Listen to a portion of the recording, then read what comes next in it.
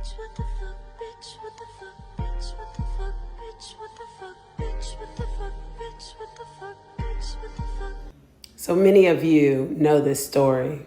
My story is not uncommon.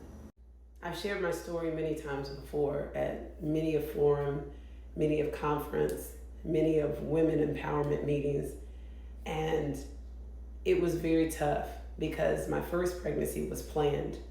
My boyfriend at the time and we were intentionally trying to get pregnant, and we did get pregnant.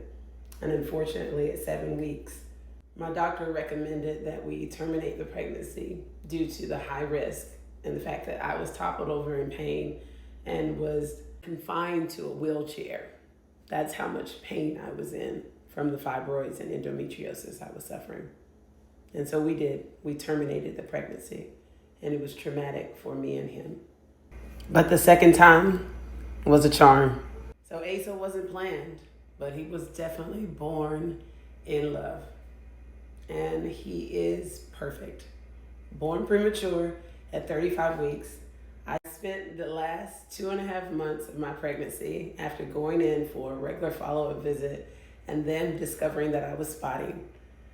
I spent that time in the hospital on bed rest, high risk, in pain every day from sunup to sundown, because while I was baking my beautiful young man, I was also carrying a fibroid that was growing just as fast as him. Ultimately, I kept going into labor, and they had to do an emergency C-section, which was longitudinal, and he was born and didn't have to go to the NICU. He went home with me 3 days later, a beautiful, healthy baby boy. And if you've seen him, you know just how handsome and proud I am of him. The first clip you saw was my scar cover-up tattoo. It was a gift to myself a few years back, and I am so very, very happy that I got it. Thank you, Felipe at Black Cloud Tattoo. I'm so very, very, very grateful, and I have loved it. I shared this story because reproductive rights are human rights, and we should follow the science and stop following extremist emotions and religious ties.